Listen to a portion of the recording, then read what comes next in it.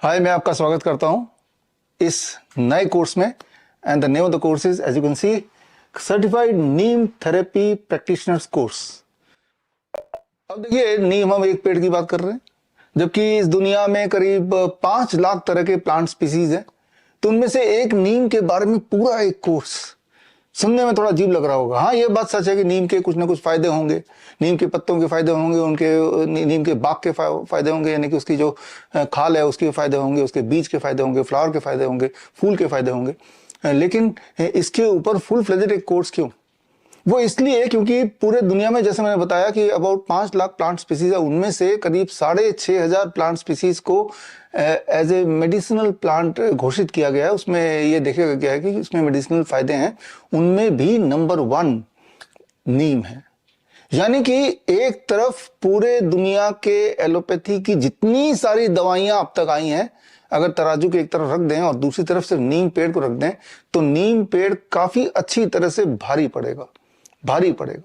मतलब एलोपैथी के जो फायदे, सो कॉल्ड फायदे, जैसे मान लो मैं बात करता हूं कि पैरासिटामोल, कि भाई पैरासिटामोल लेने से बुखार उतर जाता है।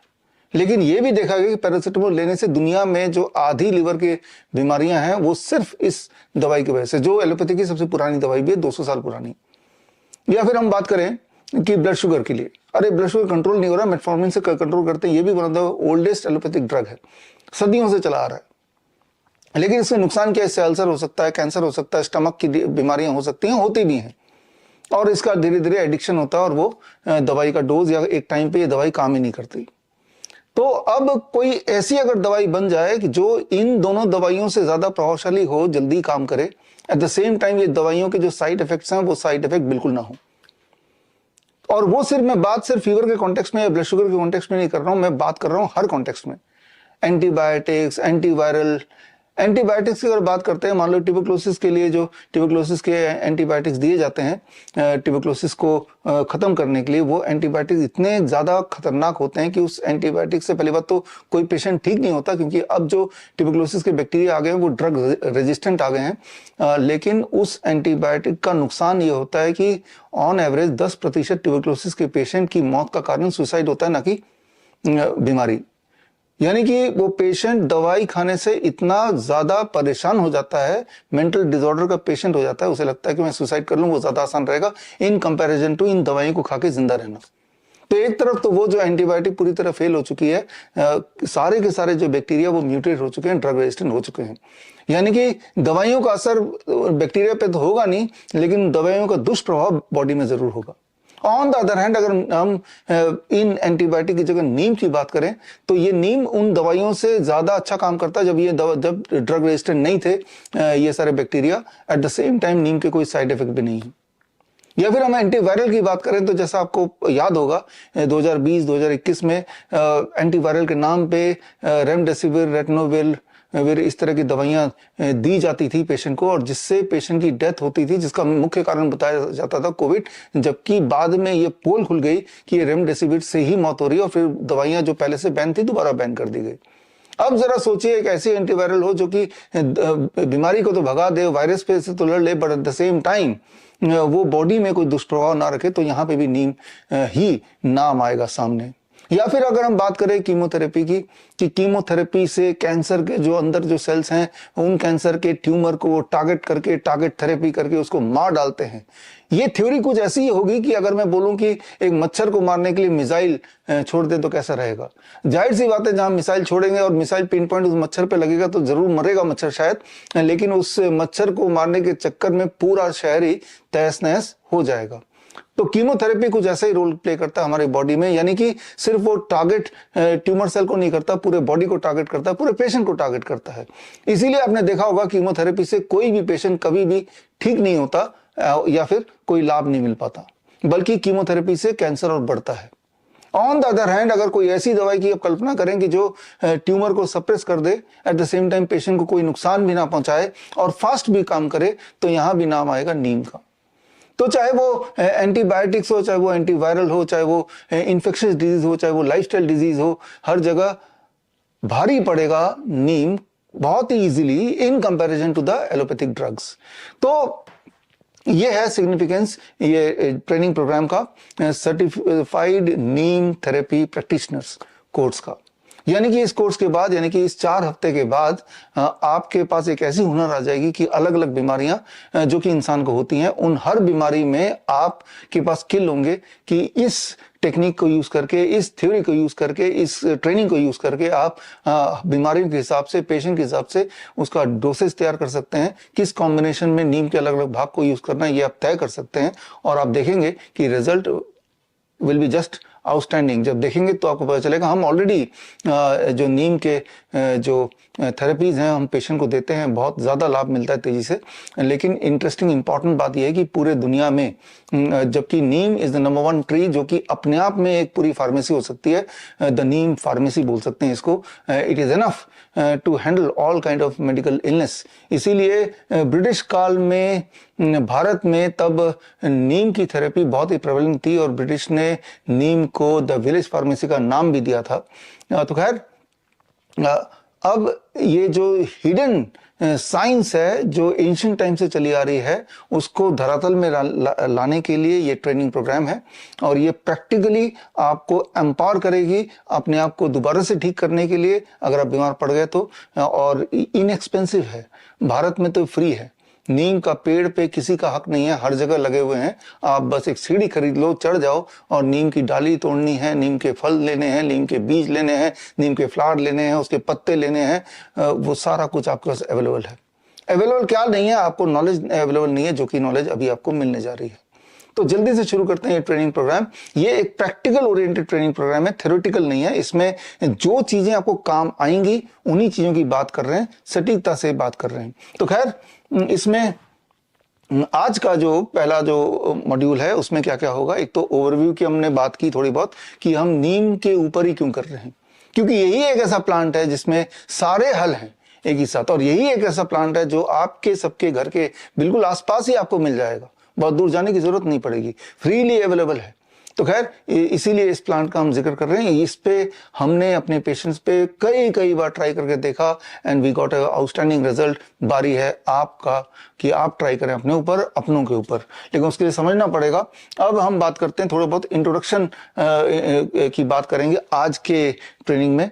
इंट्रोडक्शन ऑफ द होल नीम जब वर्ड बोलते हैं तो इसकी इंट्रोडक्शन उस टाइम से जब पृथ्वी बनी थी से लेके आज के टाइम तक, आज जब आप ये ट्रेनिंग ले रहे हैं, पूरा इंट्रोडक्शन हम समझेंगे। That is the major part, right, that is the first part. और उसके बाद हम neem factory at the rate home, घर पे अपना एक छोटे से टेबल लेके नीम की फैक्ट्री कैसे बना लें।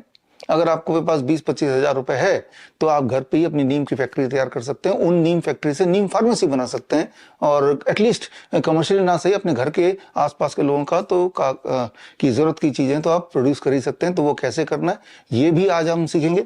और उसके बाद अगला है नीम कॉस्मेटिक, नीम से जुड़े हुए कॉस्मेटिक्स, यानी कि कॉस्मेटिक के नाम पे जो भी आपके दिमाग में आता है, चाहे वो फेस वॉश हो, चाहे वो हेयर वॉश हो, चाहे वो शैम्पू हो, चाहे वो टूथ पाउडर हो, चाहे वो माउथ क्लींजर हो, चाहे वो स्किन केयर हो, चाहे वो सनस्क्रीन केयर हो, जितनी भी तरह के कॉस्मेटिक्स आपने अभी तक यूज किए होंगे या आपने सुना होगा, वो सारी चीजों को आप नीम के माध्यम से बना सकते हैं। बेहतर, कॉस्ट इफेक्टिव भी होगा, ज्यादा बॉडी पे इफेक्टिव भी होगा, साइड इफेक्ट भी नहीं होंगे, और घर पे बना सकते हैं।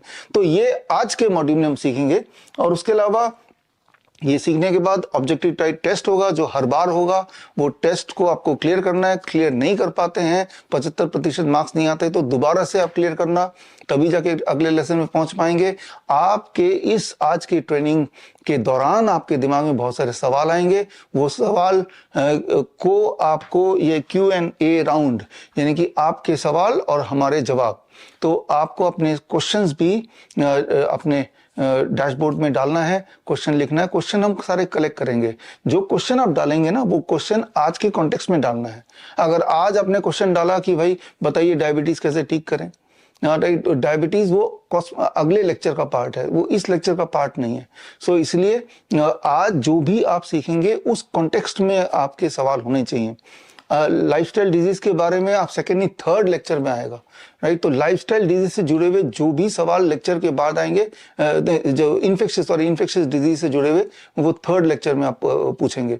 सिमिलरली पेन मैनेजमेंट है या इमरजेंसी मैनेजमेंट है या फर्स्ट एड है, वो फोर्थ लेक्चर में आएगा। यानी कि उससे जुड़े हुए सवाल पहले 3 लेक्चर में नहीं पूछ सकते, उससे जुड़े हुए सवाल तो फोर्थ लेक्चर में ही जब सारा कंप्लीट हो जाएगा तभी आप पूछने लायक होंगे। तो इसीलिए डिसिप्लिन मेंटेन करने के लिए you have to ask the question very very relevant to that topic for that day. तो ये आज का ओवरऑल जो एक्टिविटीज हैं जो आपके साथ होने वाली हैं, यहाँ फोकस है प्रैक्टिकल पे, कि आप इससे कुछ ऐसा सीख पाएं जो आप इमीडिएटली आज ही आज घर पे कर पाएं राइट नाउ। और करना भी होगा, जो भी आप करेंगे उससे जुड़े हुए कुछ वीडियोस आप हमें भेजेंगे, वो भी हमारे प्रैक्टिकल एग्जाम का है एक पार्ट होगा, वो आगे चल के आपको समझ आएगा, मैं आपको बताऊंगा। तो थोड़ा आगे बढ़ते हैं, इसमें बात करते हैं नीम के पेड़ की। किसने नहीं देखा, हम सबने नीम के पेड़ को देखा, तो थोड़ा और डिटेल में जाके देखने की जरूरत पड़ेगी। आपकी जो भी उम्र है, आप सबने नीम के पेड़ को देखा ही देखा और हर दिन देखते होंगे, लेकिन आपने उस प्रकार से नहीं देखा जिस प्रकार से आपको देखना चाहिए, राइट। लाखों लाखों रुपए आप एलोपैथिक दवाइयों में खर्च करते हैं, हालत बद से बदतर होती चली जाती है, दवाइयों पे खर्च करते रहते हैं, डायग्नोस्टिक्स पे खर्च करते रहते हैं, जबकि वो सारा कुछ आप इस एक पेड़ नीम के पेड़ से हासिल कर सकते हैं। अब नीम के पेड़ की बात करें तो नीम के पेड़ के बाकी पेड़ की तरह उसके तना है, उसके जड़ है, उसके पत्ते हैं, उसके फ्लावर्स हैं, उसके फ्रूट्स हैं, उसके सीड्स हैं, जैसा कि आप इस पिक्चर में देख ही रहे हैं।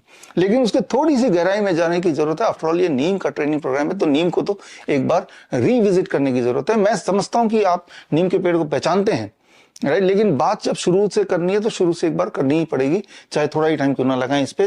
तो चलते हैं अगले पे। देखिए यहाँ पे जो नीम का फ्लावर है वो फरवरी से लेके अप्रैल महीने के बीच में आपको मिलेगा।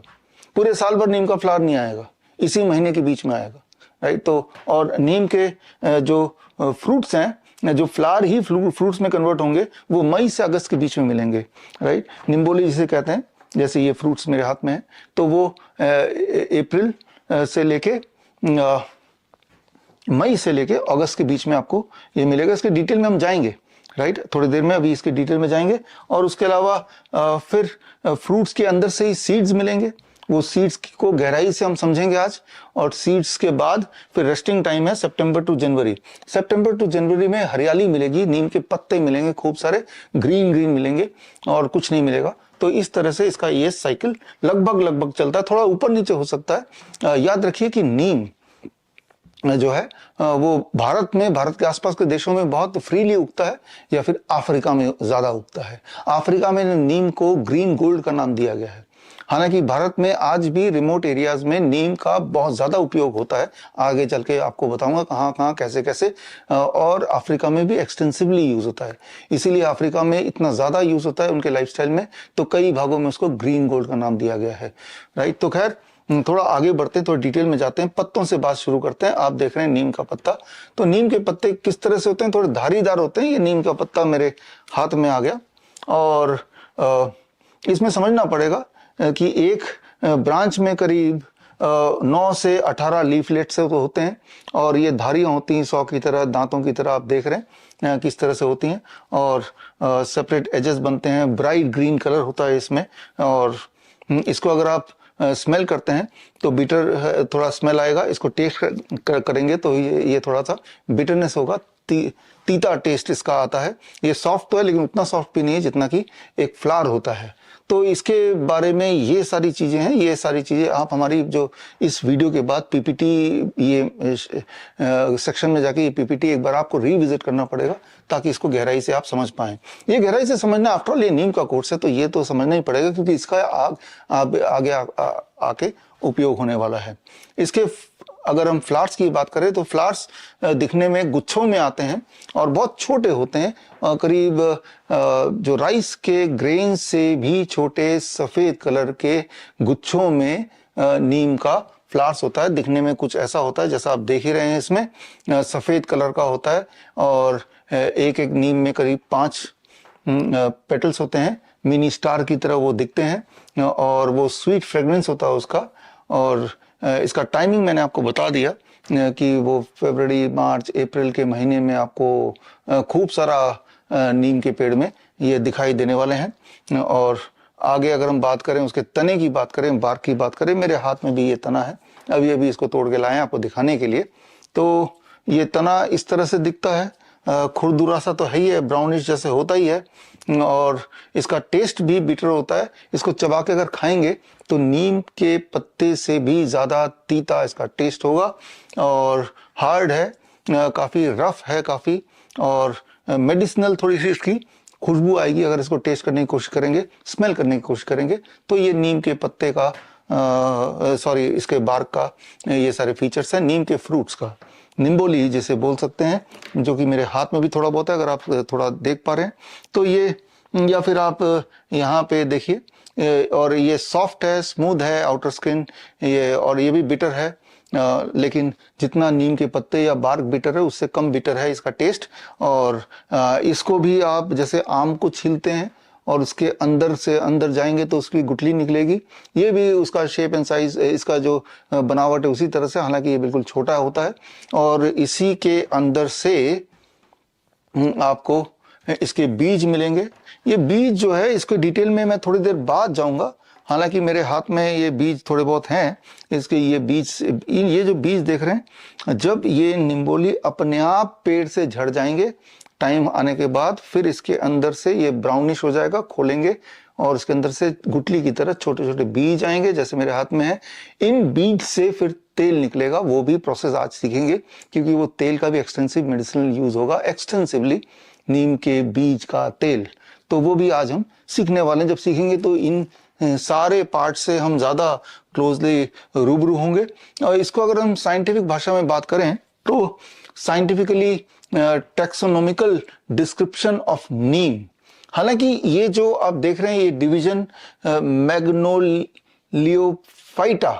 या फिर ऑर्डर सेपिंडलस या फिर फैमिली जिसको ये बिलोंग करती है, साइंटिफिक जिस तरह डिस्ट्रीब्यूशन है मेलियासी, या फिर इसका जो साइंटिफिक नेम है वो आज़ादी रचता इंडिका।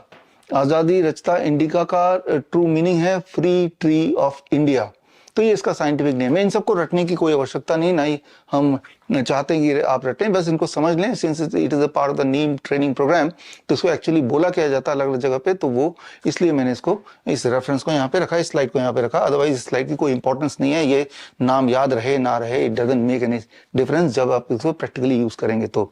लेकिन जब साइंटिफिक लिटरेचर आप पढ़ेंगे, जब जर्नल्स आप पढ़ेंगे, तब ये नाम अगर आपको ध्यान हो तो जर्नल्स में पढ़ने में, समझने में, तब उसको आइडेंटिफाई करने में आपके लिए आसानी होगी। तो उस पॉइंट ऑफ व्यू से ये थोड़ा बहुत इंपॉर्टेंट है। अब यहाँ पे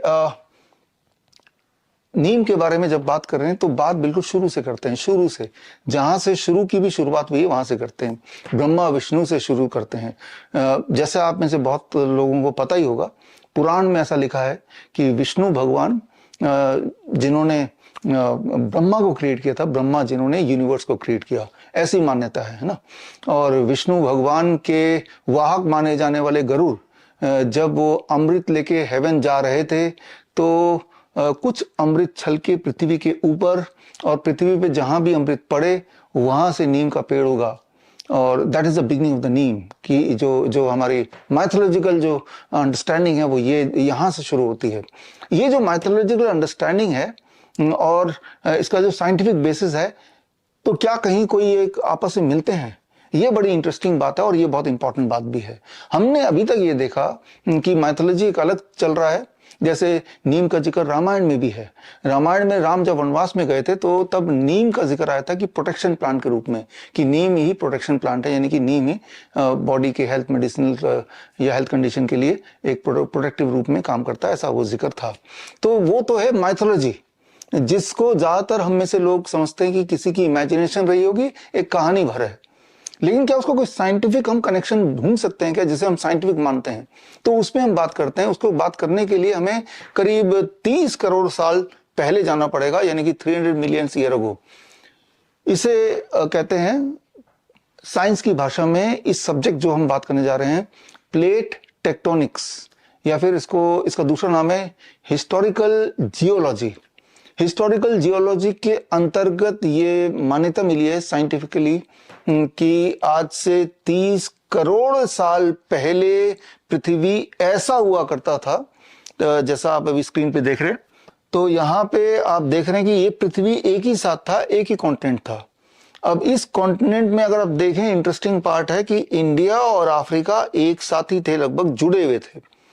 अब अगर ये आज के कंडीशन में देखें तो पूरे दुनिया में अफ्रीका में और इंडिया के आसपास के देशों में नीम बहुत ही ज्यादा उगते हैं। यही दो जगह जहाँ पे नीम पाया जाता है और भरपूर पाया जाता है, क्योंकि इन दोनों जगह की जो उपजाऊता है, जो सॉइल कंडीशंस हैं वो नीम के लिए अप्रोप्रिएट हैं। और यहाँ पे ही इन दोनों जगह पे नीम का ट्रेडिशनली भी एक्सटेंसिव यूज होता है। भारत में रूरल एरिया में, अफ्रीका में तो ओवरऑल यूज होता ही है, अलग अलग तरीके से यूज करते हैं as a major part of the, एक मेजर इंडस्ट्री है वहां पे। तो अब आप रिलेट कर सकते हैं कि जब पृथ्वी एक रही होगी, वो जो माइथोलॉजी से तब जो अमृत पड़ा होगा वो कोई कॉमन जगह पर अफ्रीका और इंडिया यहीं कहीं पड़ा होगा, जिससे वो इन दोनों एरिया में नीम ज्यादा उगता है।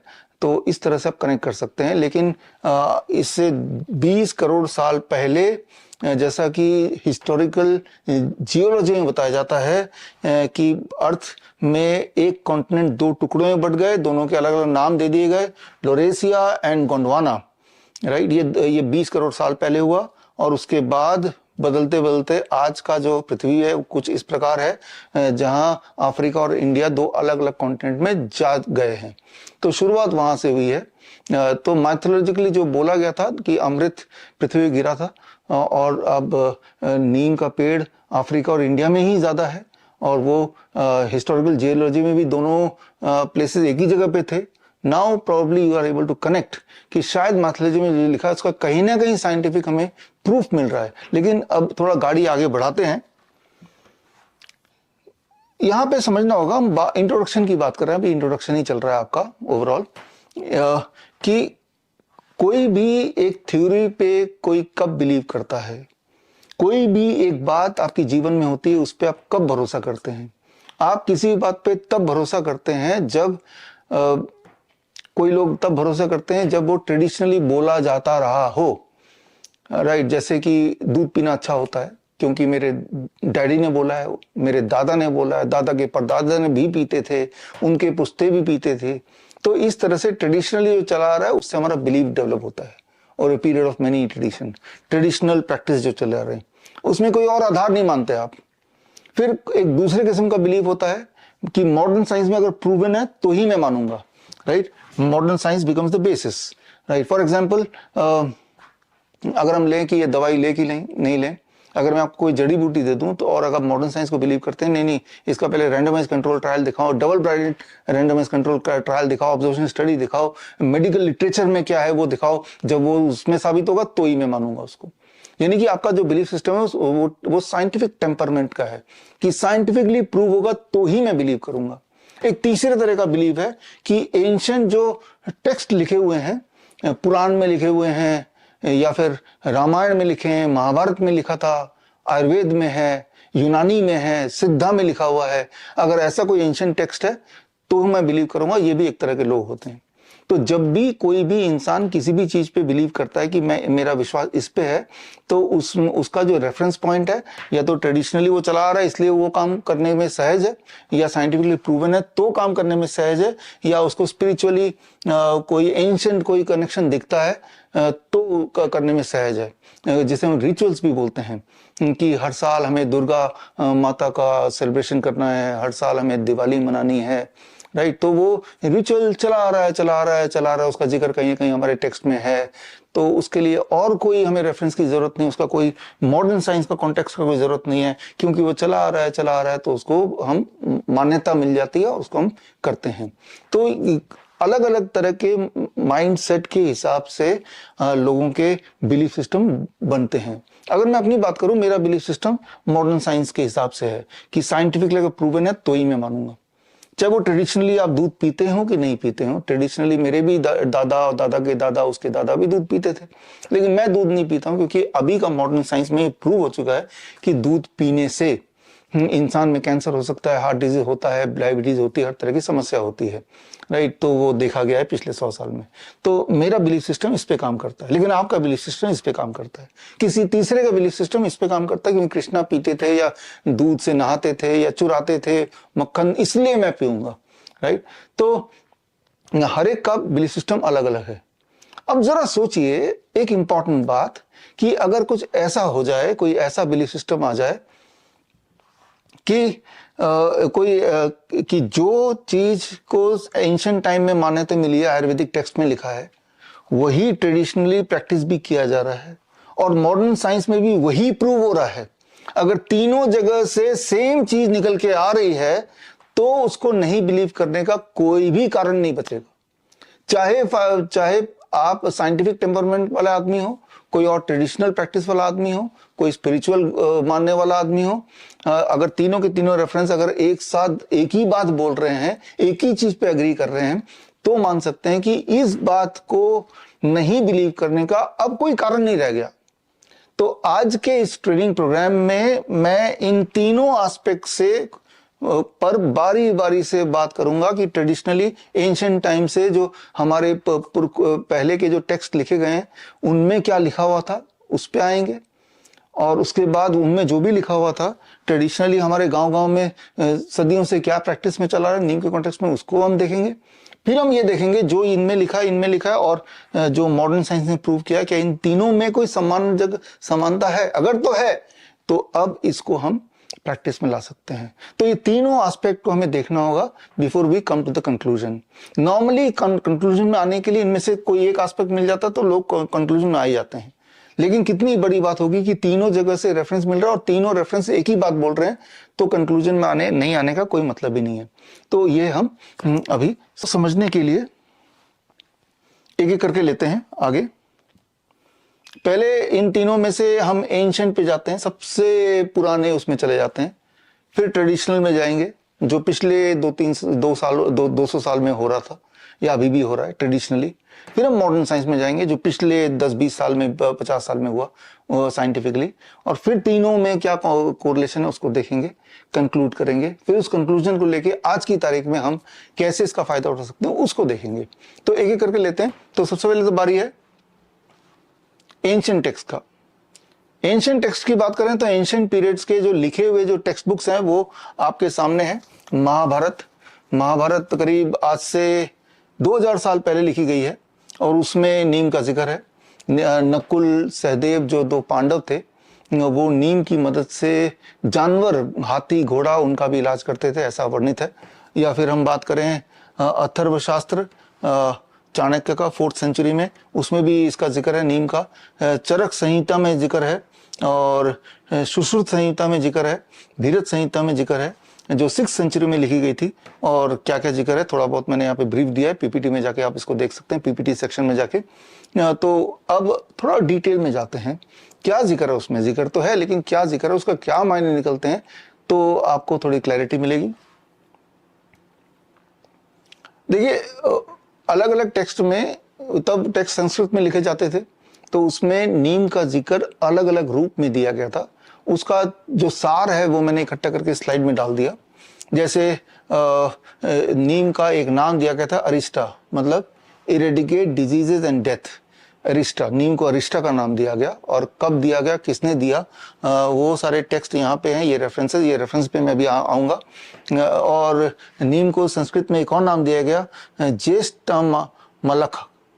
तो इसका मतलब है दैट विच इरेडिकेट्स डिजीज। नीम को नेता यानी कि लीडर भी बोला गया, किंग ऑफ हर्बल्स बोला गया। और नीम का एक नाम निम्बा दिया गया, इसका संस्कृत में इसका जो एक्चुअल मीनिंग है that which brings health and wellness.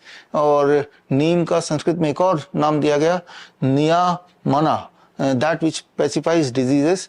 नीम को कई बार बुलाया गया एज ए प्रभाद्रका यानी कि हाईली सेफ फॉर ऑल। और फिर नीम का एक नाम दिया गया वरातिकता यानी कि बेस्ट बिटर मेडिसिन।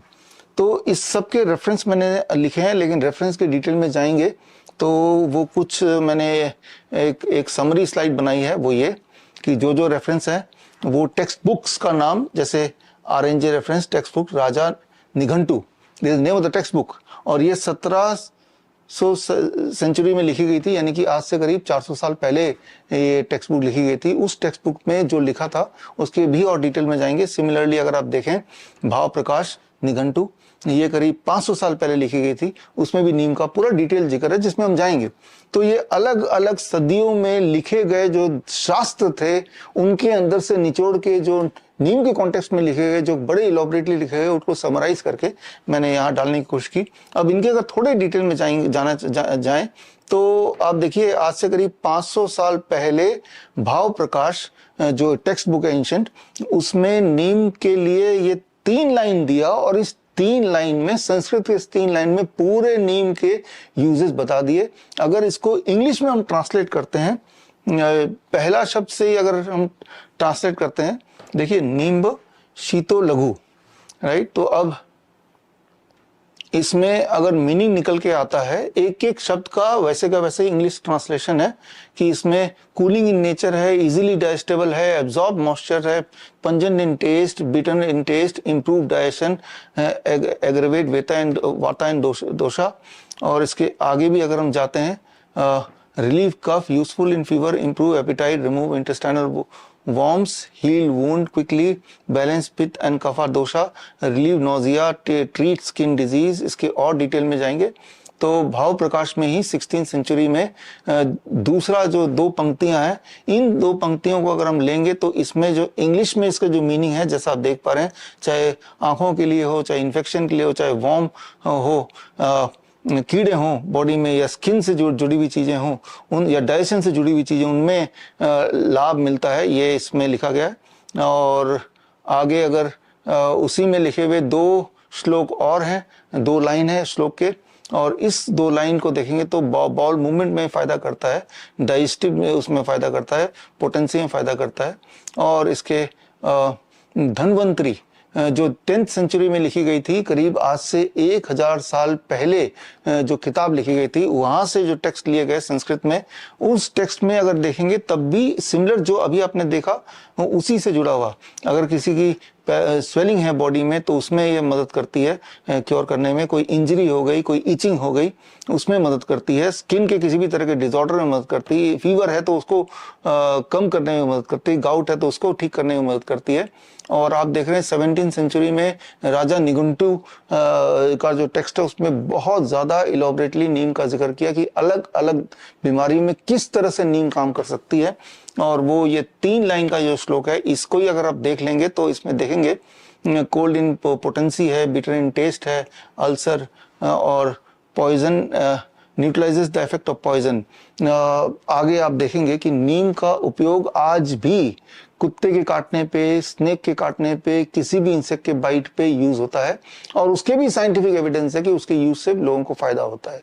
आप में से बहुत लोग हमारे स्टूडेंट हैं जिन्होंने CIM का कोर्स किया है, और टाइम टू टाइम ये सवाल पूछते हैं, कोई सांप ने डस लिया तो क्या करेंगे, कुत्ते ने काट लिया तो क्या करेंगे, या कोई इंसेक्ट ने काट लिया तो क्या करेंगे। तो उसका जवाब भी ना केवल एंशिएंट टेक्स्ट बुक में है, उसका जवाब मॉडर्न साइंस ने भी रीप्रूव किया है कि जो एंशिएंट टाइम पे लिखा है, आगे चल के हम देखेंगे वो आज के साइंस ने भी देखा कि वो इफेक्टिव है। अगर हम डिटेल में ले लें, ये बहुत ही बड़ा एक आप देख रहे हैं संस्कृत में लिखा हुआ श्लोक है, और इस श्लोक के अगर डिटेल में जाएंगे, वर्ड बाय वर्ड जाएंगे, तो वही उसका एक टेबल बना दिया, और इस श्लोक में नीम के अलग अलग भागों का क्या क्या इस्तेमाल है उस पर बात की गई है। तो आप देख रहे हैं कि पहले आपने ब्रॉडली समझा, फिर थोड़ा डिटेल में आ गए। नीम के हर हिस्से का, वो फ्लावर हो, नीम के पत्ते हो, नीम का छाल हो, नीम का बीज हो, हर पार्ट का उपयोग कैसे कैसे होगा उस पे बात की गई है। ये तो जो संस्कृत के जो शब्द हैं उनके हिसाब से है, और इसमें चाहे वो डायबिटीज की बात करें, फीवर की बात करें, कफ की बात करें, टेस्टलेसनेस हो जाए, डिस्पोनिया हो जाए, नोजिया हो जाए, एडिमा हो जाए, वूंड हो जाए कोई, उसकी बात करें, तो उन सब में नीम के जो निम्बोली है उसका जिक्र है, यूजफुल है। और नीम के पत्तों का यूज कहाँ कहाँ होगा वो आपकी आंखों के सामने है। स्किन डिसऑर्डर, आई डिसऑर्डर, इस तरह के आप देखें फ्लावर में, फ्लावर का जिक्र भी अलग अलग जगह पे है, चाहे वो टेस्ट की बात करें, चाहे आंखों की बात करें, उनके फ्रूट्स में क्या क्या फायदे हैं, वो इस स्लाइड में, ये जो भी हमने स्लाइड बनाए वो एक पूरे श्लोक में जो लिखे गए उसको इंग्लिश में ट्रांसलेट करके आपको समझाने के लिए हमने इस तरह से उसको टेबुलर फॉर्म में डाल दिया। और जो राइप फ्रूट है, जो पक जाता है नीम का फल, उससे क्या क्या प्रभाव होगा ये आप डिटेल में इसको पढ़िएगा, स्लाइड को पढ़िए, थोड़ा सा समझने की कोशिश कीजिए। ओवरऑल मैंने आपको यहाँ पे दिखाया।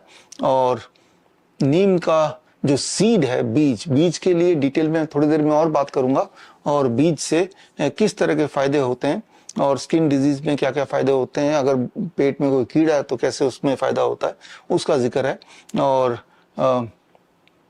इसीलिए अगर हम कंक्लूसिवली इसको देखें तो एंशिएंट टाइम में जो सारे स्क्रिप्चर में लिखा है उसका अगर एक शब्द में सार हो तो संस्कृत में उस सार को बोला गया है सर्व रोगा निवारिणी, यानी कि हर बीमारी की एक दवा नीम।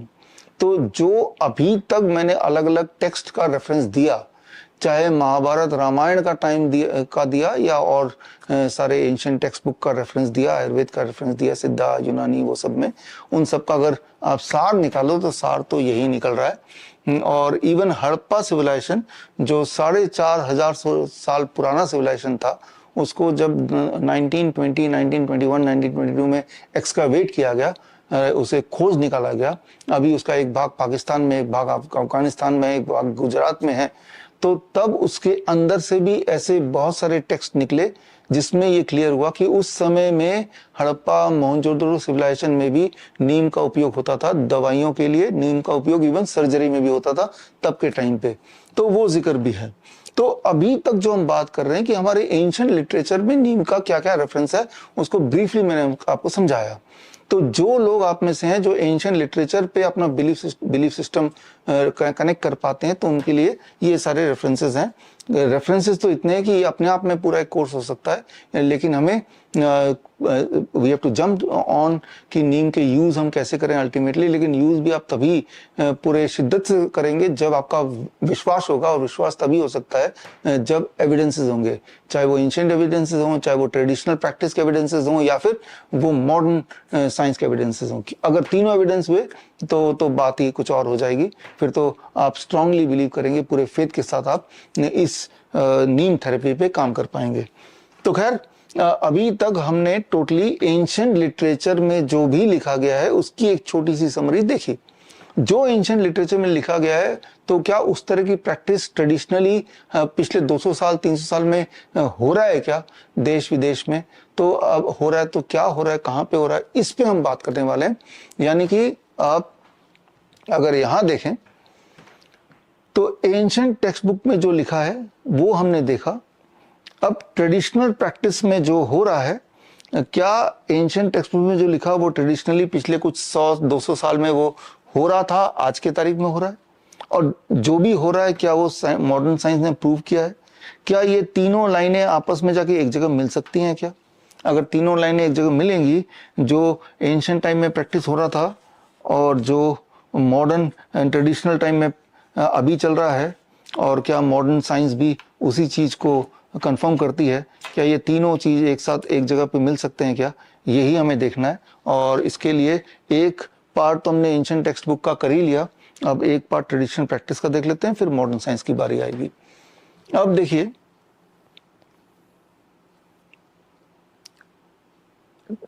ट्रेडिशनल प्रैक्टिस की बात करें तो जब ब्रिटिश का राज था तब भारत में एक्सटेंसिवली नीम का प्रयोग होता देखा ब्रिटिशर ने, और नीम को नाम दिया द विलेज फार्मेसी का। और उनको ये समझ आ गया कि नीम या इस तरह के नॉलेज के सामने उनका जो एलोपैथी सिस्टम है वो बिल्कुल भी टिक नहीं पाएगा। तो उन्होंने न केवल नीम को तो पहचान ही लिया, बल्कि उन्होंने नीम से या इस तरह के जो एंशिएंट टेक्स्ट है उनको ख़त्म करने की कोशिश किया, उनको डिस्ट्रॉय करने की कोशिश किया। और टाइम पे यूएस में, यूके में, अलग अलग जो डेवलप्ड कंट्री है, उन्होंने नीम के अलग अलग भाग को पेटेंट करने की भी कोशिश की, नीम पे कब्जा करने की कोशिश की इन रियलिटी। और जब ऐसा करने की कोशिश की तब भारत के बड़े बड़े स्कॉलर, साइंटिस्ट जैसे डॉक्टर वंदना शिवा जैसे एक्टिविस्ट ने उसको रेजिस्ट किया और एंशिएंट टेक्स्ट का हवाला देते हुए पेटेंट होने से बचाया, और जिसकी वजह से आज ये ट्रेनिंग हम ले पा रहे हैं, जिसकी वजह से आप नीम को फ्रीली यूज़ कर पाएंगे। तो खैर आगे थोड़ा चलते हैं। नीम के लिए जैसे मैंने बताया, इसका नाम साइंटिफिकली आज़ादी रचता इंडिका है, क्योंकि नीम इसका मतलब है the free tree of India, यही इसका साइंटिफिक नेम है। इसका ओरिजिन और इसका इस्तेमाल एंशिएंट टेक्स्ट बुक में है, जिसके आधार पे ये साइंटिफिक नाम है। इससे आप समझ सकते हैं कि नीम का पेड़ जो है वो भारत का पेड़ है, लेकिन नीम का उपयोग हर हेल्थ कंडीशन में हो सकती है। तो ये एक नॉलेज है जो बहुत ही अच्छी तरह से पढ़ाया जाना चाहिए, बट अनफॉर्चुनेटली इसका कोई कोर्स नहीं है, इसका कोई एक्सटेंसिव बुक नहीं है, कोई टेक्स्ट बुक एक्सटेंसिवली दिया हुआ नहीं है। एंड ये आप बोल सकते हैं दुनिया का पहला कोर्स है जो नीम थेरेपी पे बेस्ड है। एंड जब आप इसको कोर्स को पूरा कर लेंगे, you will be among the first certified neem therapy practitioner. अब इसका जो ट्रेडिशनली आज की तारीख में यूज होता है, अभी भी अगर हम बात करें साउथ कर्नाटक और तमिलनाडु में, लीफ एक्सट्रैक्ट को जॉन्डिस के लिए यूज करते हैं, या फिर रूमेटॉइड अर्थराइटिस में यूज करते हैं नीम सीड के ऑयल को।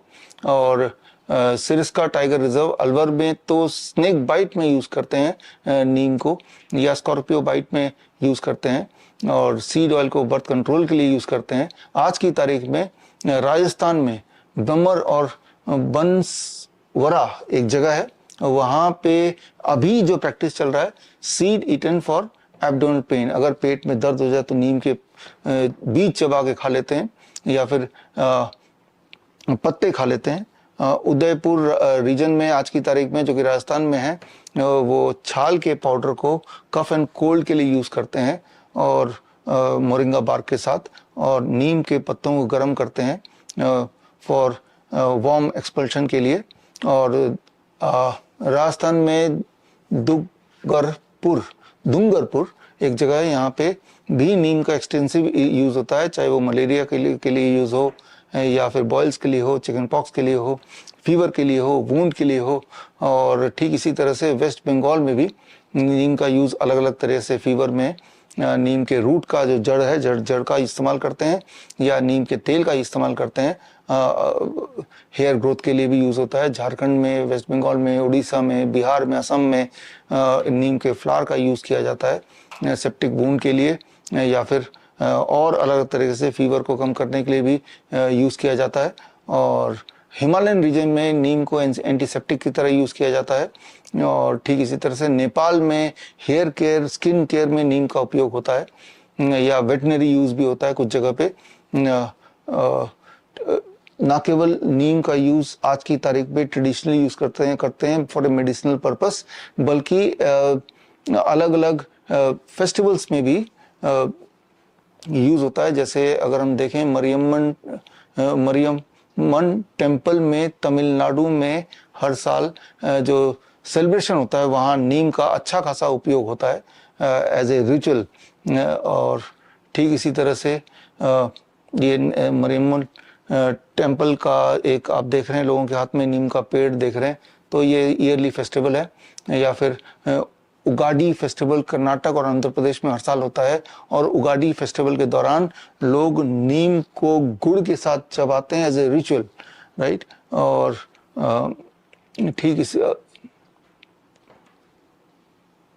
ये अब थोड़ा जो आपने अभी देखा कि ट्रेडिशनल प्रैक्टिस में किस प्रकार नीम का यूज होता है अलग अलग प्रांतों में, जो आज भी होता है, चाहे वो मेडिसिनल पर्पस से यूज करें, चाहे वो एज ए उनका जो स्पिरिचुअल पर्पस से यूज करें, लेकिन यूज होता है। लेकिन क्या इसका कोई साइंटिफिक बेसिस है? जो यूज अभी यूज हो रहा है भारत में, गांव-गांव में यूज हो रहा है, क्या इसको साइंटिफिकली प्रूव कर सकते हैं? इस पे भी बहुत काम हुआ, और इसके लिए एक रिसर्च पेपर मैं कोट करता हूँ। ये जो रिसर्च पेपर आप देख रहे हैं 2016 में लिखी गई रिसर्च पेपर है, और इस रिसर्च पेपर में ये साबित किया गया कि ट्रेडिशनली भारत में नीम के नाम पे या पूजा के नाम पे नीम को जो यूज करते हैं, उसका साइंटिफिक रीजनिंग दिया गया इस पेपर में। ये बड़ा इंटरेस्टिंग, उसको थोड़ा समझिए आप, क्योंकि यहीं से आता है कि प्रैक्टिकली कैसे यूज करना है। जैसे एक रिचुअल है हमारे भारत में कि चैत्र महीना में लोग नीम के पत्तों का पेस्ट बनाते हैं और नीम को चबाते हैं। अब इसका साइंटिफिक जिक्र ये किया गया है कि जब सीजन चेंज होता है तो चेंज सीजन में बीमार पड़ने से बचने के लिए ये अगर हम नीम के पत्ते चबाएंगे तो हमें फायदा मिलेगा। तो यानी कि ट्रेडिशनली जो एज ए रिचुअल हम किया करते हैं उसका साइंटिफिक बैकिंग भी दिया हुआ है। ठीक इसी तरह से अगर हम बात करें नाग पंचमी में नीम का उपयोग होता है, नीम को खाया जाता है। ये माना जाता है कि स्नेक बाइट से ये बचाता है नीम। क्या ये साइंटिफिकली वैलिड है? और लेकिन साइंटिफिक वैलिडिटी यहाँ दिया गया है कि नीम के पत्तों में कुछ ऐसे पदार्थ हैं, जिन पदार्थ की बात आगे मैं करूँगा, जिससे कुछ ऐसे कंपाउंड्स हैं जिससे जो कि स्नेक का के लिए एंटीविनम की तरह काम करेगा, यानी कि स्नेक के पॉइजन का एंटीविनम। स्नेक के पॉइजन को विनम बोलेंगे और उस विनम को जो खत्म करे, काउंटर करे, उसे एंटीवेनम बोलेंगे। तो वो प्रॉपर्टीज नीम के पत्तों में है। यानी कि देखिए, जो स्पिरिचुअली या एज ए रिचुअल हम करते आए हैं, अब देखा गया कि साइंटिफिकली वो वैलिड है, उसका साइंटिफिक रीजनिंग सामने है। इसके डिटेल में और जाएंगे हम। और ठीक इसी तरह से नीम के डाल को या नीम के पत्तों को लेके लेबर रूम के बाहर, जैसे ये पत्तों की डाल लेके लेबर रूम के बाहर जहाँ बच्चे पैदा होते हैं वहाँ लटका दिया जाता है। और तब यह है कि ताकि भूत प्रेत ना आए, ये बोल के लटकाते हैं। तो इसका साइंटिफिक बैकिंग क्या है? साइंटिफिक बैकिंग बताया गया है कि भाई ऐसा करेंगे तो नीम में, नीम के डाल में, नीम के पत्तों में एंटीवायरल एंड एंटीबैक्टीरियल प्रॉपर्टी होती है। और उसको अगर घर में, घर के आसपास रखेंगे तो इससे जो न्यू बॉर्न है उसके लिए प्रोटेक्टिव एक की तरह काम करेगा। अगर एनवायरनमेंट में नीम की खुशबू होगी, नीम आसपास होगा, वो एयर होगा जिसमें नीम है, तो that will protect the child from all kind of virus and bacteria. तो जो एज ए रिचुअल हम करते आए हैं, क्योंकि हमारे दादा परदादे करते आए हैं, उसको अभी 2016 में साइंटिफिकली भी प्रूव किया गया। और आगे अगर हम चलें, जैसा कि आप सबने जो मेरी उम्र के हैं बचपन में देखा, जब स्मॉल पॉक्स होता था, चिकन पॉक्स होता था, तो हमारे माता पिता नीम के पत्तों को बेड में बिछा देते थे, नीम के पत्ते बेड में रख देते थे, उसी में हम सो जाते थे, या बिस्तर के नीचे नीम का पत्ते रख देते थे। तो ये हमारा ट्रेडिशनल प्रैक्टिस हुआ करता था। लेकिन साइंटिफिकली देखा गया है कि इससे वाकई में नीम के पत्तों के अंदर, नीम के पौधे में एंटीवायरल एजेंट होता है, जिससे नीम के जिससे जो स्मॉल पॉक्स है, चिकन पॉक्स है, उसको ठीक करने के लिए मदद कर सकती है। तो ये साइंटिफिक बैकिंग भी इसका दिख रहा है। यानी कि कैमरे को अगर इधर करेंगे कि हम बात कर रहे थे ट्रेडिशनल प्रैक्टिस, राइट, जो एंशिएंट टेक्स्ट बुक में लिखा है उससे मिलता जुलता ट्रेडिशनल प्रैक्टिस हो रहा है, और जो ट्रेडिशनल प्रैक्टिस हो रहा है उसका साइंटिफिक बैकिंग भी अब मिलता जा रहा है। यानी कि साइंटिफिक वैलिडिटी भी हो गई, ट्रेडिशनल प्रैक्टिस भी वही कर रहे हैं जो एंशिएंट लिटरेचर मिल रहा है। यानी कि ये तीनों जो कोने हैं ये आपस में जाके नीम पे एक जगह बिना मतभेद के मिल रहे हैं। तो ये यानी कि आपके बिलीफ सिस्टम को पक्का करने के लिए काफी होना चाहिए। और इसी तरह से ये इंटरेस्टिंग बात है, मस्टर्ड ऑयल को मिक्स करके नीम को कई जगह पे यूज करते हैं एज ए रिचुअल, जबकि ये हीलिंग को, बर्न्ड हीलिंग को के लिए यूज करते हैं। और इसमें साइंटिफिक वैलिडिटी दिया है कि अगर नीम के पत्तों को यूज किया जाए वुंड के हीलिंग में या बर्न के हीलिंग में, तो वो काम करेगा जल्दी। वुंड, कोई घाव या कोई बर्न अगर है, वो जल्दी हील होगा, क्योंकि उसमें एंटीबायोटिक कुछ प्रॉपर्टीज होती हैं, ये देखा गया है। और उसी पेपर में, और ये जो पेपर है, ये रिसर्च पेपर आगे साथ में दिया है, ये 2006 का रिसर्च पेपर है। इस रिसर्च पेपर में ये प्रूव किया गया है कि नीम का छाल और नीम के पत्ते में इम्यूनो स्टिमुलेंट एक्टिविटी होती है। अगर किसी की इम्यूनिटी घट गई, उसकी वजह से आप बीमार हैं, तो इस नीम के पत्ते और छाल के उपयोग से हम इम्यूनिटी बढ़ा के उसकी बीमारी खत्म कर सकते हैं। और ये 2006 का पेपर ये प्रूव करता है, research paper. That is to boost the immunity. नीम के पत्तों में ऐसे इंग्रेडिएंट होते हैं। क्या इंग्रेडिएंट होते हैं या उसके छाल में क्या होते हैं, इस पे हम आते हैं, लेकिन उसके अलावा और क्या उपयोग है नीम का जो पत्ता है उससे आप डायबिटीज की दवा बना सकते हैं, यानी कि वो एक हाइपोग्लाइसेमिक एजेंट की तरह काम करता है। उससे ब्लड शुगर नॉर्मलाइज हो सकता है, उससे डायबिटीज ठीक हो सकती है। और ये 2006 का ही रिसर्च पेपर है जो आपको स्क्रीन पे दिख रहा है, इसमें साबित किया गया। हालांकि ये रैबिट के ऊपर करके देखा गया, तो ये देखा गया कि रैबिट को अगर नीम जो डायबिटिक रैबिट, पहले तो इंड्यूस करके रैबिट को डायबिटिक बनाया गया और उसके बाद देखा गया कि अगर उनको नीम के पत्ते खिलाया जाए तो क्या उसकी डायबिटीज या ब्लड शुगर लेवल कंट्रोल में आती है, तो वो देखा गया आती है। तो इस तरह के कई बार एक्सपेरिमेंट किए गए, कभी चूहों पे, कभी रैबिट पे, कभी किसी और जानवरों पे, कभी इंसान पे, और हर बार ये रिजल्ट आया कि नीम के पत्ते को अगर दिया जाए, पाउडर फॉर्म में दिया जाए या चबा के खाया जाए, किसी और फॉर्म में दिया जाए, तो उससे ब्लड शुगर कंट्रोल होता है। तो कितने डोज में देना है, कितने दिन तक देना है, इस पे हम डिटेल में बात करेंगे। वो तो हम अगले लेक्चर में बात करेंगे, बिकॉज अगले लेक्चर होगा ऑन लाइफस्टाइल डिजीज में अलग अलग बीमारी में कितने कितने डोजेस में क्यों देना है, उसका साइंटिफिक बैकिंग क्या है, कितने दिनों तक देना है, कैसे देना है, वो सब पे हम बात करेंगे। लेकिन अभी तो हम इंट्रोडक्शन पार्ट में है, जहां मैं आपको ये कन्विंस करने की कोशिश कर रहा हूं कि हमारे एंशिएंट लिटरेचर में जो लिखा था, ट्रेडिशनली जो प्रैक्टिस करते हैं, वही बात मॉडर्न साइंस अब पिछले 20 सालों में, 25 सालों में, 30 सालों में वो प्रूव कर रहा है, वो सामने आ रही बात, राइट। तो ठीक इसी तरह से ये बड़ा इंटरेस्टिंग है। अगर पेट में अल्सर है, बॉडी में कहीं भी अल्सर है, तो उसमें नीम के पत्ते और नीम के बार्क यानी कि छाल इफेक्टिवली हमारे अल्सर को ठीक कर सकता है। ये 2004 का रिसर्च पेपर है। और अगला यूज नीम का anti fertility effect, seeds and leaf extract, ये है बर्थ कंट्रोल के लिए। बर्थ कंट्रोल के लिए कई सारे बर्थ कंट्रोल पिल्स आते हैं जो मॉडर्न टाइम में लोग यूज करते हैं, लेकिन ट्रेडिशनली बर्थ कंट्रोल के लिए नीम के तेल को यूज किया जाता है। वेजाइना में नीम का तेल अगर लगा दिया जाए तो that can work as a birth control without giving any side effect. खाने से इनफर्टिलिटी नहीं आएगी, लेकिन लगाने से टेम्परली थोड़ी देर के लिए फर्टिलिटी से वो रुक जाएगा, वो एक बैरियर की तरह काम करेगा।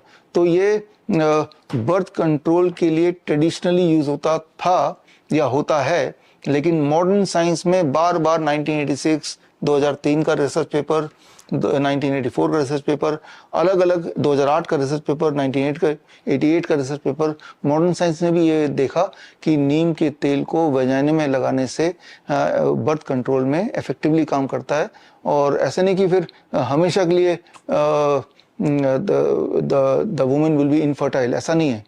वो थोड़े समय तक इफेक्ट रहेगा, फिर उसका इफेक्ट चला जाएगा। इस पे डिटेल में हम जाएंगे, अभी तो सिर्फ हम देख रहे हैं कि मॉडर्न साइंस में क्या क्या एविडेंसेस हैं। एंटी मलेरियल एजेंट होता है नीम के सीड ऑयल में, और ये साबित किया है कई सारे रिसर्च पेपर में जो स्क्रीन में आप देख रहे हैं। और इसके दूसरे गुण, एंटी फंगल, जो एंशिएंट लिटरेचर में जो लिखा हुआ है वो चीज साइंटिफिकली यहाँ प्रूव हो रही है कि कोई भी माइक्रोबियल ऑर्गेनिज्म हो जो इंसान के लिए घातक है, चाहे वो फंगस हो, चाहे वो बैक्टीरिया हो, चाहे वो वायरस हो, उन सब के अगेंस्ट नीम एक एप्रोप्रिएट मेडिसिन की तरह काम करती है।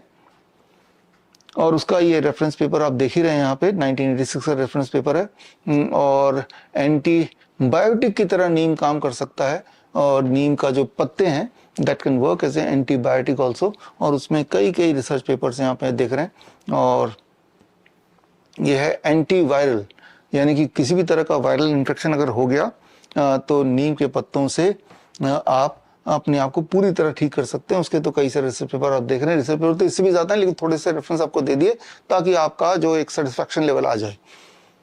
और अगर हम बात करें कैंसर, हमने खुद भी ये देखा है कि कैंसर में नीम बड़ी अच्छी तरह से काम करता है। अगर किसी का हीमोग्लोबिन ड्रॉप हो गया, किसी का ट्यूमरस ग्रोथ हो गया, किसी को एक्सट्रीम वीकनेस आ गई, तो जो बॉडी में कैंसर एक्टिविटी है, ऐसे पेशेंट को अगर नीम के पत्ते दिए जाए लगातार कुछ दिनों तक, या नीम के पत्तों का पाउडर बना के दिया जाए एक खास डोज में, तो वो बहुत अच्छा इफेक्ट करता है। और कितने खास डोज में होगा, कितने दिन तक देना है, कैसे देना है, वो अगले क्लास में हम करेंगे। और एंटीऑक्सीडेंट एक्टिविटी भी होती है बॉडी में। जब इन्फ्लेमेशन हो जाता है, ऐसे लोग जिनके बॉडी में पेन करता है, जॉइंट पेन होता है, अर्थराइटिस होता है, these are all inflammatory disease. तो हर तरह के इन्फ्लेमेटरी डिजीज में नीम के पत्ता और नीम का सीड ये बहुत ही इफेक्टिवली काम करता है, बहुत ज़्यादा इफेक्टिवली और बड़ी तेज़ी से काम करता है।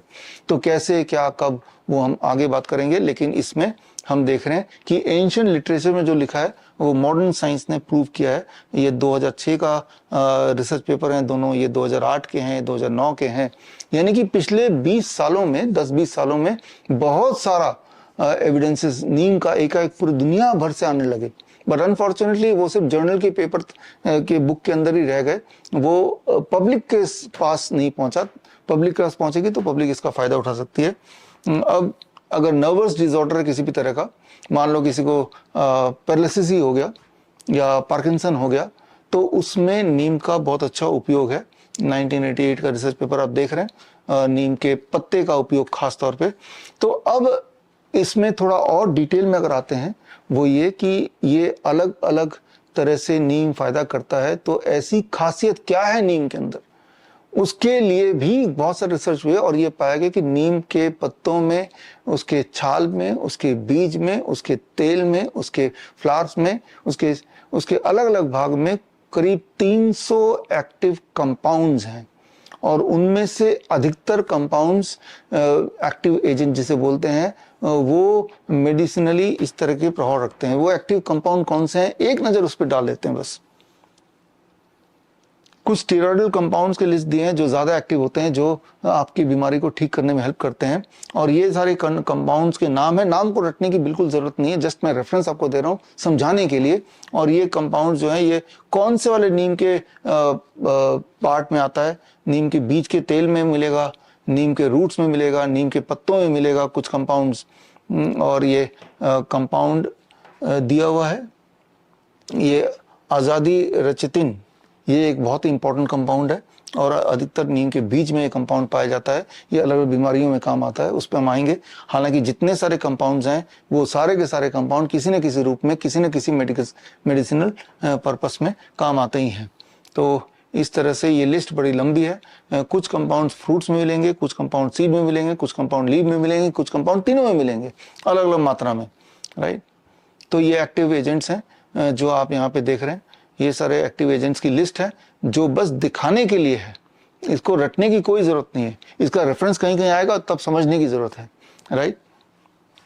अब हम यहाँ तक जो पहुँचे हैं, इससे शायद साबित करने में मैं कामयाब हो गया हूँगा कि जो एंशिएंट हमारे टेक्स्ट बुक में लिखा हुआ है, जो ट्रेडिशनली प्रैक्टिस हो रहा है अभी तक रूरल इंडिया में या अफ्रीका के मेजर पोर्शन में, वही चीज़ मॉडर्न साइंस ने पिछले 20-30 साल में प्रूव कर दिया। अब 3 तरह के एविडेंस आने के बाद मुझे लगता है कि आपके दिल में विश्वास आ गया और जोश भी आ गया कि हम इसको सीखें और सीख के हम आगे बढ़ें। अभी तक की जो आपकी ट्रेडिशनल नॉलेज है वो सिर्फ यहीं तक होगी अधिकतर लोगों की, कि नीम को तो बस एज ए दतून यूज किया जाता है, राइट, इतना आपको पता होगा। लेकिन इसकी आगे की जर्नी कि हर जगह यूज कर सकते हैं और कैसे फायदा होगा वो हम समझते हैं। और उसको समझने से पहले नीम की आज के जो क्लास का हमारा अगला सेक्शन है, नीम की फैक्ट्री कैसे तैयार करें, how to set up the neem factory, right. तो वो हम आज के क्लास में हम जानने की कोशिश करते हैं। तो चलते हैं नीम की फैक्ट्री की तरफ। तो आप कैमरा थोड़ा घुमाइए। तो ये आप देख रहे हैं, ये मेरी नीम की फैक्ट्री है और इस नीम की फैक्ट्री में आप अभी देख रहे हैं यहाँ पे नीम का पत्ता है जो सुखा के हम लाए हैं, नीम की बीज है जो बीज इसमें से निकली है निम्बोली से, और नीम का पेड़ का छाल है जो हमारे पास है यहाँ पे, और ये मशीन है जो एक मिक्सी है जो हर घर में मिलेगी आपको।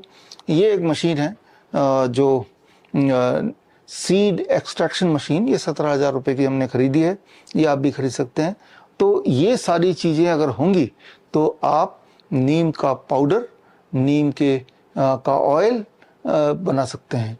हालांकि ये नीम के पत्तों का पाउडर ये आप हमसे भी खरीद सकते हैं, ये आप खुद भी बना सकते हैं। खुद बनाएंगे तो सस्ता पड़ेगा क्योंकि पत्ते तो फ्री में मिल जाएंगे और मिक्सी घर पे है ही है, और कैसे बनाना मैं आपको सिखाने जा रहा हूँ। और नीम का ये छाल का पाउडर, ये भी इसी मिक्सी से बनेगी, छाल फ्री में मिल जाएगा, राइट। और ये नीम का बीज का तेल, तो बीज भी फ्री में मिल जाएगा, और मशीन एक बार 17,000 की खरीदनी है। तो बना सकते हैं घर में तो बिल्कुल फ्रेश बनेगा, या फिर हमसे तो आप ले ही सकते हैं। एनीवे ये जो कोर्स है, इस कोर्स में आपने पार्टिसिपेट किया तो ये हम आपको कोरियर अभी करने वाले हैं और कोरियर से मिल जाएगा आपको पहली बार सैंपल। तो खैर अभी हम समझने की कोशिश करते हैं कि ये कैसे काम करता है। उसके लिए मैं अपने सहयोगी को बुलाता हूँ, वो आपको थोड़ा सा दिखाएंगे कि हम अपने ऑफिस में किस प्रकार ये सारा कुछ तैयार करते हैं। तो अभी हम समझने की कोशिश करते हैं कि किस प्रकार से नीम के पेड़ के अलग अलग भाग को यूज़ करके हम उसका ऑयल खुद ही घर पे प्रोड्यूस कर सकते हैं, यानी कि नीम की फैक्ट्री खुद ही घर पे तैयार कर सकते हैं। और साथ में उसके पत्तों का पाउडर, पत्ते तो ये आप देख ही रहे हैं, इसका पाउडर, और नीम के बार्क का पाउडर, राइट। ये नीम के पेड़ के छाल को छोटे छोटे टुकड़ों में काटा, इसके बाद का प्रोसीजर क्या होगा। उसके लिए मैं मोहन जोशी, आप आइए इधर। प्रतीक्षा प्लीज़ कम हियर। और आप थोड़ा सा इसको, पहले हम आपसे शुरू करते हैं कि नीम के ये निम्बोली है, ये सूख के अपने आप गिरा और फिर आपने उसको कलेक्ट किया, ब्राउनिश फॉर्म में होगा, उसको आपने छीला और छीलने के बाद इसके अंदर जैसे आम के गुठली होता है, उसके अंदर छीलने के बाद जो गुठली निकलेगी वो कुछ इस प्रकार होगा सूखने के बाद थोड़ा सा, राइट। जो अपने आप ही गिरेगा ना राइप होकर, उसको हम यूज़ करेंगे। और उसके बाद फिर इस तरह की मशीन में ये home seed oil extracting machine के नाम से आप सर्च करेंगे तो ऐसे बहुत सारे मशीन मिल जाएंगे। 17,000 से लेके 20,000, 25,000, 30,000 रुपये तक का ये जो मशीन है, ये हमने 17,000 रुपये की खरीदी है। और कई सारे मशीन ऐसे होते हैं जो कि अलग अलग बीज, जैसे मान लो बादाम का तेल निकाल देगी, वो काजू का तेल निकाल देगी, नारियल का तेल निकाल देगी। लेकिन नीम के जो बीज हैं ये थोड़े ज़्यादा सख्त हैं, ये इसको निकालने के लिए वो वाला मशीन लेना पड़ेगा जो कम से कम 600 वाट का, तो ये एग्जैक्टली 600 वाट का है। तो इसमें हमने देखा कि ठीक ठाक निकल जाता है। तो आगे मोहन आप थोड़ा समझाइए, दिखाइए और ऑपरेशनली किस तरह से तेल निकलेगा। ये सबसे पहले हम मशीन सर ने बता दिया। तो यहाँ पे एक हीटिंग मशीन है, ये रेड कलर का। ये मशीन को ऑपरेट करने से और ऑयल निकालने से पहले 10 मिनट पहले हम इसको ऑन करेंगे, ताकि इसका ये हीटिंग और हीटर फ्रंट साइड में होता है, ये ऑन हो जाए, हीट हो जाए। तो अब हमने ऑलरेडी 10 मिनट पहले इसको ऑन कर चुके। तो अब हम स्टार्ट करते हैं कि कैसे इसके सीट से हम ऑयल का प्रोसेस करेंगे और कैसे तेल बनेगा हमारा। तो ये हम सबसे पहले बीज ले लिया, हमने ये इसमें डाल दिया। अब उसके बाद हम शुरू करते हैं, ये दूसरा बटन ऑन करते हैं, जिससे हमारा ये मशीन ऑन हो जाएगा और हमारा प्रोसेसिंग शुरू हो जाएगा। अब थोड़ी देर में आप देखेंगे कि यहाँ से आपको वेस्टेज निकलना शुरू हो जाएगा और इस भाग से आपको ऑयल दिखना गिरना शुरू हो जाएगा। बस कुछ देर में ये शुरू हो चुका है। जैसा आप देख रहे हैं यहाँ पे ये वेस्टेज हमारा निकल रहा है इस साइड से, और यहाँ पे अब हमारा ऑयल निकलना शुरू हो चुका है। आप देखेंगे तो ये कंटिन्यू हमारा तेल निकल रहा है।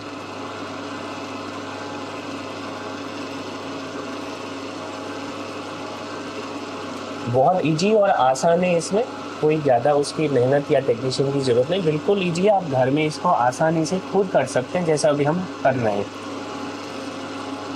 आप देख रहे हैं जैसे यहाँ से ऑयल निकल रहा है हमारा, ये शुरू हो चुका है। इसका ये वाला पार्ट तो गर्म है अभी, ये अभी हीट रहेगा सर। इसको हम डायरेक्ट अभी टच नहीं करना है, बिकॉज इस पार्ट में हमारा हीटर रहता है। जैसे ऑयल है वो पूरी तरह से एक्सट्रैक्ट होके वो निकल जाए और जो वेस्टेज है वो पूरा इस तरह से यहाँ से निकल रहा है, तो इससे इसके बाद इसमें कुछ तेल नहीं बचेगा। ये अंदर जो स्पिंडल है वो बड़े धीरे धीरे घूम रहा है। This called cold press. ये स्पेशल फॉर इसी सीड्स के अकॉर्डिंग है सर, ये मैन्युफैक्चर है, जिससे कि इसका ऑयल निकले। ये प्रोपेलर है, ये दूसरा मस्टर्ड ऑयल या उसके लिए काम नहीं आएगा। तो ये ऑयल अभी निकल रहा है।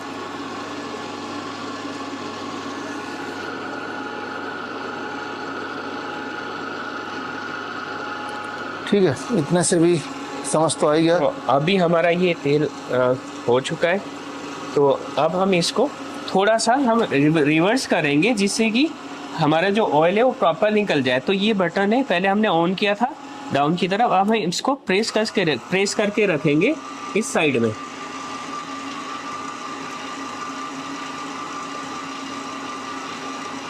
बस थोड़ी देर हमने इसको प्रेस कर दिया, लगभग 15-20 सेकेंड या 30 सेकेंड के लिए। अब हमने इसको ऑफ कर दिया। यहाँ से भी इसको ऑफ कर देते हैं। अब ये हीटर भी हमने साथ साथ ऑफ कर दिया है, 2 नंबर। अब हमारा मशीन बंद हो चुका है, लेकिन उसके पहले हमें करना क्या पड़ेगा,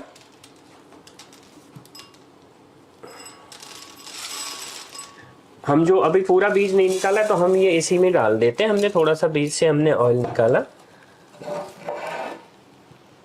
अब ये हीटिंग, ये पोर्शन में हीट है। ये थोड़े से बीज आपको दिख रहे होंगे, हमने ये ऑयल आप दिखा रहे हैं, ये ऑयल आप देख सकते हैं, ये पूरा प्योर ऑयल है। हालांकि इस तरह का हमने बॉटल किया है और ये आप तक पहुंच जाएगा कुरियर से। ये तो जो लोग आलसी हैं वो तो खैर ये मेरे से खरीद सकते हैं, ये तो खैर आपको फ्री में मिलेगा as a part of the course. For that you already paid. और इस तरह से ऑयल वैसे भी बाजार में मिलते हैं, या फिर आप खुद का फ्रेश ऐसे बना सकते हैं। दोनों चीज़ें पॉसिबल। खुद बनाएंगे तो एक बार मशीन की आपकी इन्वेस्टमेंट है, otherwise it is very very inexpensive oil, बहुत ही सस्ते में आपको खरीद सकते हैं। अब हम इसको, हमने ऑयल तो बना लिया, तेल के बारे में बता दिया। तो ये मैं अब पहले बताया था हमने कि ये हीट रहता है ये पोर्शन। अब हम इसको कैसे क्लीन करें और इसको ओपन करके इसको चेंज करें। तो सबसे पहले ये हमारे पास मिलेगा एक दस्ताना, इसको हम पहनेंगे इस तरह से, तभी हम इसको ओपन करेंगे। ये हमने खोल दिया, अभी थोड़े से बीज दिख रहे हैं क्योंकि हमने ऑयल नहीं निकाला था। तो ये पोर्शन बहुत हीट रहता है। तो ये यहाँ पे एक देख रहे हैं, इसको हम निकाल देंगे, ये लॉक हो जाता है। उसके बाद हम आसानी से इसको ये निकाल सकते हैं, ये क्योंकि ये हीट है। और ये भी अलग हो जाएगा इस तरह से। ये निकाल दिया जो प्रोपेलर है, और इसको भी हम साफ कर सकते हैं। बस डायरेक्ट टच नहीं करना, इसके बाद थोड़ा पानी से, ठंडे पानी से।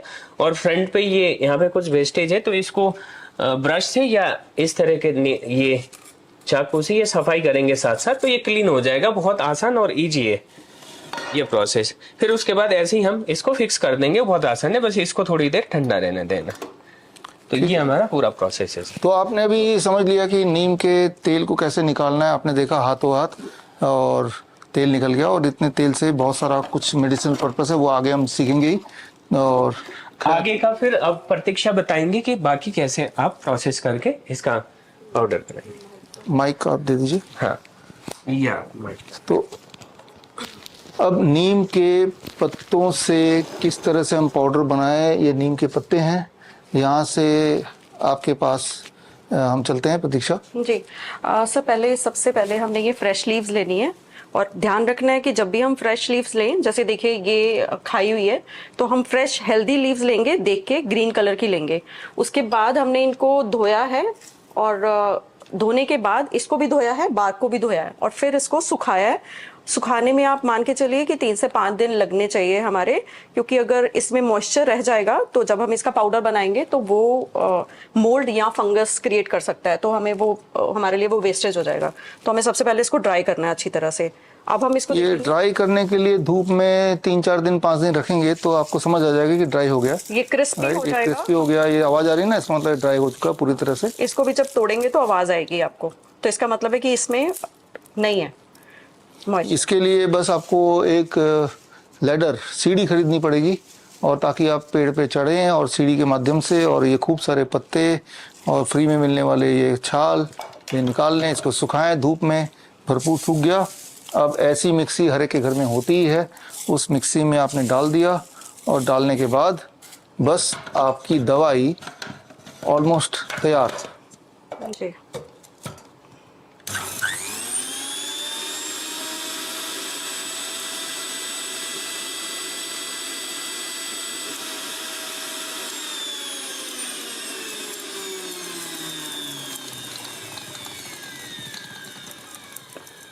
जब हम पत्तों को करेंगे ग्राइंड तो ये इजीली हो जाएगा, बार्क में थोड़ा ज़्यादा टाइम लग सकता है। देखिए हमने इसको किया है, तो ये आपका बन के छान के हम ये थोड़ा ऊपर दिखाओ, वीडियो में नहीं आ रहा।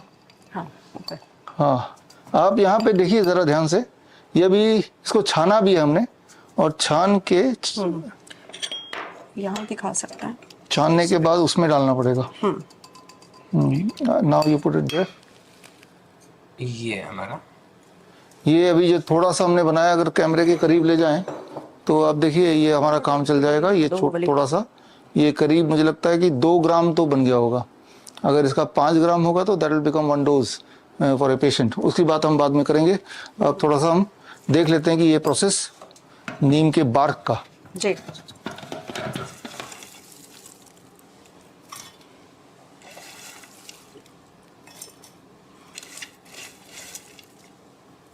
थोड़ा ज़्यादा डाल। Okay no it will not be visible by then. दिल से का ज़्यादा हो चलो।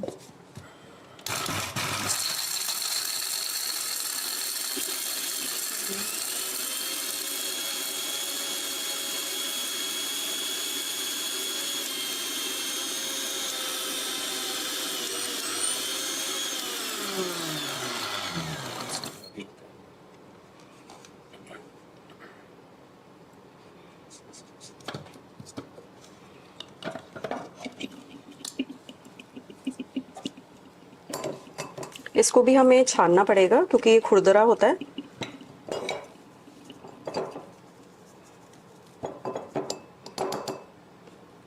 आपने अभी देखा कि 1 मिनट के अंदर आपने दवाई तैयार कर दी। 1 मिनट लगा नीम के पाउडर, पत्तों का पाउडर बनाने में, 1 मिनट लगा नीम के छाल का पाउडर बनाने में। और इसको अगर क्लोजली हम देखें तो ये कुछ पाउडर नीम का तैयार हो चुका है।